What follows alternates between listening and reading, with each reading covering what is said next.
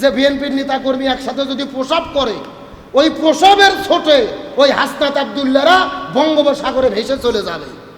নাউজুবিল্লাহ বলেন। কতটা অহংকার, কতটা দাম্ভিকতা! যদি প্রসব করি, প্রসবের ছোটে ওই জুলাই বিপ্লবের হাসনাত সার্জিসেরা বঙ্গোপসাগরে ভেসে চলে যাবে, বঙ্গোপসাগরে নিমজ্জিত হবে। জনগণ জানতে চায়, এতই প্রসবের আপনাদের স্পিড আর প্রসবের এত স্রোত গত 16 বছর কোথায় ছিল? কথা বলেন না কেন? অনেকে প্রশ্ন করতেছে, গত 16 বছর কই ছিলেন? এই প্রসবের কর্মসূচি ছিল না কেন? এত নেতা কর্মীর প্রসব করে একটা বালির ট্রাক সরাতে পারেন নাই। আজকে অহংকার করে, দাম্ভিকতা করে, যাদের মাধ্যমে জুলাইয়ের বিপ্লব পাইলাম, যাদের মাধ্যমে স্বাধীনতা পাইলাম, আজকে তাদেরকে প্রসব করে বঙ্গোপসাগরে ভেসে দিতে চাচ্ছেন। এটা অহংকার, দাম্ভিকতা ছাড়া আর কিছু হতে পারে না। আর অহংকার হলো কিসের মূল? পতনের মূল। জোরে বলেন, অহংকার কিসের মূল? এই যে রাসূল বলেন, সাবধান, অহংকার করো না। আল্লাহ বলতেছেন, অহংকার হলো আমার চাদর, এই চাদর নিয়ে তোমরা টানাটানি করো না। এই জন্য এমন বক্তব্য দেবেন না যেই বক্তব্যের দ্বারা মানুষের হাসি ঠাট্টা তামাশা করে, টোল করার সুযোগ পায়। অনেকে তো সোশ্যাল মিডিয়া গবেষণা করতেছে, ঢাকা থেকে বঙ্গোপসাগর হলো 250 কিলো। এখন 250 কিলো যদি প্রসাবের স্রোত যেতে হয়, কত লিটার প্রসাব লাগবে, স্রোত কেমন হবে, এইগুলো নিয়ে হাসি ঠাট্টা তামাশা চলতেছে। এগুলো কি সম্মানের নাকি অপমানের? তাহলে এই জন্য মুখের একটা, জবানের একটা কথা, এমন কথা বলা উচিত নয় যাদের হাসি ঠাট্টা তামাশা হয়। এই জন্য রাসূল বলেন, যারা দুইটা জিনিসের গ্যারান্টি দিতে পারবে, আমি রাসূল বলে দিলাম, আমি নবী তাদের জান্নাতের গ্যারান্টি দিয়ে দিলাম। সুবহানাল্লাহ বলেন। কয়টা জিনিস? একটা হলো দুই পায়ের মধ্যবর্তী জায়গা লজ্জাস্থান, যে লজ্জাস্থান দিয়ে জিনা ব্যভিচার করবে না, এটা হলো 1 নম্বর। আর 2 নম্বর হলো দুই সোয়ালের মধ্যবর্তী, দুই গালের মধ্যবর্তী জায়গা জিহ্বা। রাসূল বলেন, যারা জিহ্বা এবং তাদের লজ্জাস্থানের হেফাজতের গ্যারান্টি দিতে পারবে, আমি নবী তাদের জান্নাতের গ্যারান্টি দিয়ে দিলাম। আরো জোরে বলেন না? সুতরাং আল্লাহ মুখ দিয়েছে, জবান দিয়েছে। আগে দিন খারাপ ছিল, এখন একটু ভালো। যা খুশি তাই বলবেন। আমরা জাতি হিসেবে বড়ই অকৃতজ্ঞ। যাদের ওসিলায়, যাদের মাধ্যমে স্বাধীনতা পাইলাম, আজকে তাদের বিরুদ্ধে আমরা যুদ্ধে লিপ্ত হচ্ছি। কথা কন না গা? এই জন্য আমাদের দেশে একটা কথা আছে, কারো ছিলেই সিন্নি খাইলা মোল্লা চিল্লা না। কথা কন না গা? আমরা তো বের হতে পারিনি, কথা বলতে পারিনি। এখন একটু সুযোগ এসেছে, যা খুশি তাই বলতেছি। যাদের দ্বারা স্বাধীনতা পাইলাম তাদের প্রসব করে ভেসে দিচ্ছি। এটা কখনো দায়িত্বশীল সিনিয়র ব্যক্তির কথা হতে পারে? আর পাবনার ঘড়িয়ার একটা নেতা আবার বলেছেন যে বাংলাদেশে মসজিদ মাদ্রাসাগুলোতে যে আলেমগুলো আছে, জামাত ইসলাম যারা করে, জামাতের কোনো হুজুরকে আজান দিতে দেব না, জামাতের কোনো হুজুরকে নামাজ পড়তে দেব না। কত বড় জালেম, কত বড় জাহেল! বলতেছে জামাত যে হুজুরগুলো করে, জামাতের ইমামদের নামাজ পড়াতে দেব না, মসজিদের আজান দিতে দেব না। চিৎকার করে বলেন, মসজিদের মালিককে? রাসূল করিম সাল্লাল্লাহু আলাইহি ওয়াসাল্লাম বলেন, 3টি জিনিস মানুষকে সবচাইতে বেশি ধ্বংস করে দেয়। যারা বলেন কয়টি জিনিস? এই 3টে জিনিসের কারণে মানুষ ধ্বংস হয়ে যায়, অধঃপতন হয়। এহ জগতে তাদের ধ্বংস নেমে আসে, পরকালেও তাদের জন্য ধ্বংস নেমে আসে। এই 3টি কাজ থেকে রাসূল করিম সাল্লাল্লাহু আলাইহি ওয়াসাল্লাম বারবার আমাদেরকে বিরত থাকার জন্য নির্দেশ দিয়েছেন, ওসিয়ত করেছেন, নসিহত করেছেন, আমাদের বারবার দিক নির্দেশনা দিয়েছেন। একটু চিৎকার করে বলেন, কয়টি কাজ? 3টি কাজ হলো ধ্বংসদায়ক বস্তু, যে একজন ব্যক্তিকে ধ্বংস করে দেয়, অধঃপতনের দিকে নিমজ্জিত করে দেয়। রাসূল করিম সাল্লাল্লাহু আলাইহি ওয়াসাল্লাম তার পবিত্র জবানে হাদিস শরীফের মধ্যে বলেন, এই পৃথিবীতে এমন 3টা কাজ আছে যে 3টা কাজের জন্য মানুষেরা ধ্বংস হয়ে যায়। এও জগৎ পরজগতে তারা ধ্বংসপ্রাপ্ত হবেন, দুনিয়ার মধ্যেও শান্তি পাবে না, আখিরাতেও তাদের জন্য কোনো কল্যাণ নেই। এই 3টি জিনিস থেকে যদি কেউ বাঁচতে না পারে, আল্লাহ রাব্বুল আলামিন তাদেরকে ধ্বংস করে দেবেন। এই 3টি জিনিসের ভেতরে 1 নম্বর হলো লোভ, 2 নম্বর হলেন হিংসা, আর 3 নম্বর হলো অহংকার। 1 নম্বর হলো লোভ, 2 নম্বর হলো হিংসা, আর 3 নম্বর হলো অহংকার। চিৎকার করে বলেন তো দেখি, কয়টা জিনিস মানুষকে ধ্বংস করে? আর একটু জোরে বলেন। 1 লোভ, 1 নম্বর কি? লোভ। 2 নম্বর হিংসা, 3 নম্বর অহংকার। মুখস্থ করলে কি গুনাহ হবে? গভীর মনোযোগ লক্ষ্য করে বোঝার চেষ্টা করেন। একজন ব্যক্তিকে তিনটা জিনিস ধ্বংস করে দেয়। রাসূল করিম সাল্লাল্লাহু আলাইহি ওয়াসাল্লাম এই তিনটা কাজ থেকে মানুষকে দূরে থাকতে বলেছেন। এক নম্বর হলো লোভ, দুই নম্বর হলেন হিংসা, আর তিন নম্বর হলো অহংকার। এক নম্বর হলো লোভ, দুই নম্বর হলো হিংসা, আর তিন নম্বর হলো অহংকার। চিৎকার করে বলেন তো দেখি কয়টা জিনিস ধ্বংস করে? এক লোভ, দুই হিংসা, তিন। এখন আমি আপনাদেরকে জিজ্ঞাসা করি, বলেন তো দেখি, রাসূল করিম সাল্লাল্লাহু আলাইহি ওয়াসাল্লাম এই তিনটা কাজ থেকে আমাদেরকে দূরে থাকার জন্য নির্দেশ দিলেন, কিন্তু এই তিনটা কাজ আমাদের মধ্যে কম নাকি বেশি? আরো জোরে বলেন। লোভ আমাদের এতটা চেপে বসেছে। 10 বিঘা জমির মালিক, আমি লোভ করতেছি কেমনে 20 বিঘা করা যাবে। 10 লক্ষ টাকার আমার দোকানের ব্যবসা, চিন্তা করতেছি 1 কোটি টাকা কেমনে করা যাবে। আল্লাহ রাব্বুল আলামিন আমাকে 4টা গাড়ি কেনার মতো তৌফিক দান করেছেন, আমি চিন্তা করতেছি কেমনে 8টা করা যাবে। আমি 2টা বাসা করেছি, চিন্তা করতেছি কেমনে 4টা বাসা করা যাবে।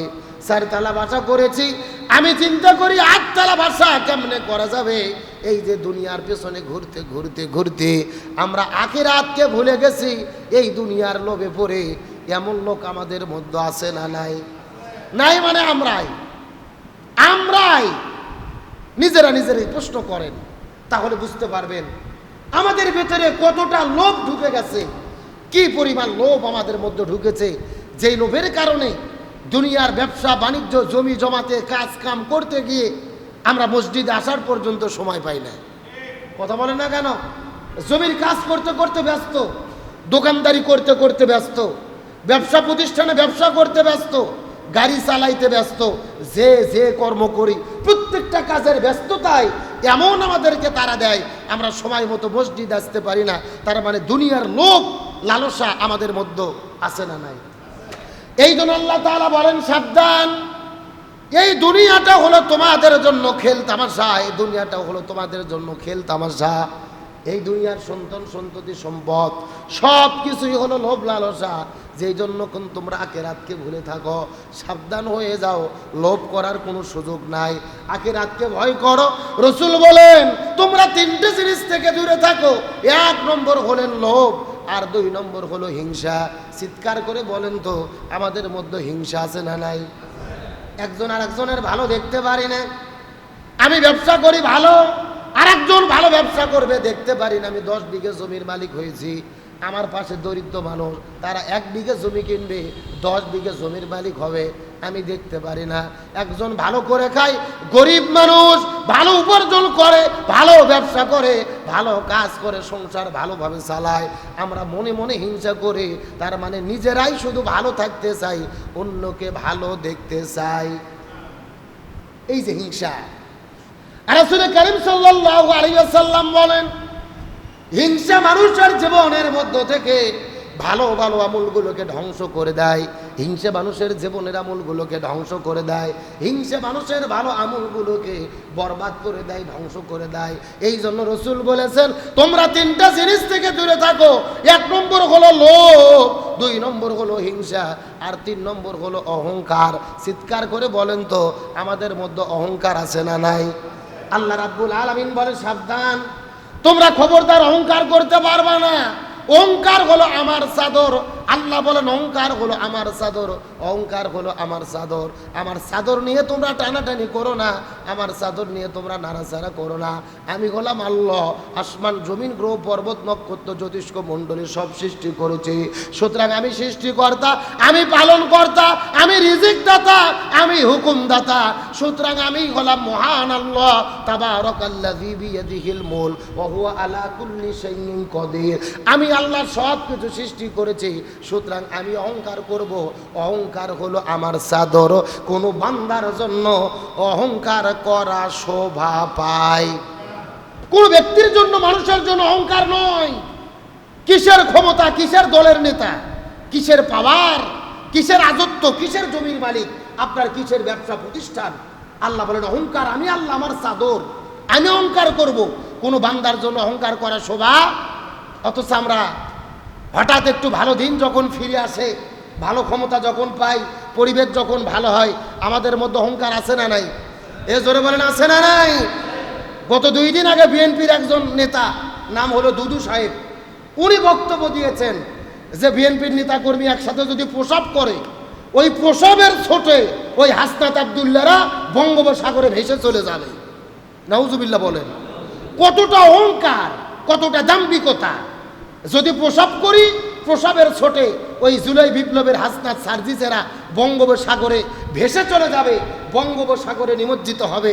জনগণ জানতে চায়, এতই প্রসবের আপনাদের স্পিড আর প্রসবের এত স্রোত গত 16 বছর কোথায় ছিল? কথা বলেন না কেন? অনেকে প্রশ্ন করতেছে, গত 16 বছর কই ছিলেন? এই প্রসবের কর্মসূচি ছিল না কেন? এত নেতা কর্মীর প্রসব করে একটা বালির ট্রাক সরাতে পারেন নাই। আজকে অহংকার করে, দাম্ভিকতা করে, যাদের মাধ্যমে জুলাইয়ের বিপ্লব পাইলাম, যাদের মাধ্যমে স্বাধীনতা পাইলাম, আজকে তাদেরকে প্রসব করে বঙ্গোপসাগরে ভেসে দিতে চাচ্ছেন। এটা অহংকার, দাম্ভিকতা ছাড়া আর কিছু হতে পারে না। আর অহংকার হলো কিসের মূল? পতনের মূল। জোরে বলেন, অহংকার কিসের মূল? এই যে রাসূল বলেন, সাবধান, অহংকার করো না। আল্লাহ বলতেছেন অহংকার হলো আমার চাদর, এই চাদর নিয়ে তোমরা টানাটানি করো না। এই জন্য এমন বক্তব্য দেবেন না যেই বক্তব্যের দ্বারা মানুষের হাসি ঠাট্টা তামাশা করে, টোল করার সুযোগ পায়। অনেকে তো সোশ্যাল মিডিয়া গবেষণা করতেছে, ঢাকা থেকে বঙ্গোপসাগর হলো 250 কিলো। এখন 250 কিলো যদি প্রসাবের স্রোত যেতে হয়, কত লিটার প্রসাব লাগবে, স্রোত কেমন হবে, এইগুলো নিয়ে হাসি ঠাট্টা তামাশা চলতেছে। এগুলো কি সম্মানের নাকি অপমানের? তাহলে এই জন্য মুখের একটা, জবানের একটা কথা, এমন কথা বলা উচিত নয় যাদের হাসি ঠাট্টা তামাশা হয়। এই জন্য রসুল বলেন, যারা 2টা জিনিসের গ্যারান্টি দিতে পারবে, আমি রসুল বলে দিলাম, আমি নবী তাদের জান্নাতের গ্যারান্টি দিয়ে দিলাম। সুবহানাল্লাহ বলেন। কয়টা জিনিস? একটা হলো 2 পায়ের মধ্যবর্তী জায়গা লজ্জাস্থান, যে লজ্জাস্থান দিয়ে জিনা ব্যভিচার করবে না, এটা হলো 1 নম্বর। আর 2 নম্বর হলো 2 সোয়ালের মধ্যবর্তী, 2 গালের মধ্যবর্তী জায়গা জিহ্বা। রসুল বলেন, যারা জিহ্বা এবং তাদের লজ্জাস্থানের হেফাজতের গ্যারান্টি দিতে পারবে, আমি নবী তাদের জান্নাতের গ্যারান্টি দিয়ে দিলাম। আরো জোরে বলেন না? সুতরাং আল্লাহ মুখ দিয়েছে, জবান দিয়েছে। আগে দিন খারাপ ছিল, এখন একটু ভালো। যা খুশি তাই বলবেন। আমরা জাতি হিসেবে বড়ই অকৃতজ্ঞ। যাদের ওসিলায়, যাদের মাধ্যমে স্বাধীনতা পাইলাম, আজকে তাদের বিরুদ্ধে আমরা যুদ্ধে লিপ্ত হচ্ছি। কথা কন না গা? এই জন্য আমাদের দেশে একটা কথা আছে, কারো ছিলেই সিন্নি খাইলা মোল্লা চিল্লা না। কথা কন না গা? আমরা তো বের হতে পারিনি, কথা বলতে পারিনি, এখন একটু সুযোগ এসেছে, যা খুশি তাই বলতেছি। যাদের দ্বারা স্বাধীনতা পাইলাম তাদের প্রসব করে ভেসে দিচ্ছি। এটা কখনো দায়িত্বশীল সিনিয়র ব্যক্তির কথা হতে পারে? আর পাবনার ঘড়িয়ার একটা নেতা আবার বলেছেন যে বাংলাদেশে মসজিদ মাদ্রাসাগুলোতে যে আলেমগুলো আছে, জামাত ইসলাম যারা করে, জামাতের কোনো হুজুরকে আজান দিতে দেব না, জামাতের কোনো হুজুরকে নামাজ পড়তে দেব না। কত বড় জালেম, কত বড় জাহেল! বলতেছে জামাত যে হুজুরগুলো করে, জামাতের ইমামদের নামাজ পড়াতে দেব না, মসজিদের আজান দিতে দেব না। চিৎকার করে বলেন, মসজিদের মালিককে?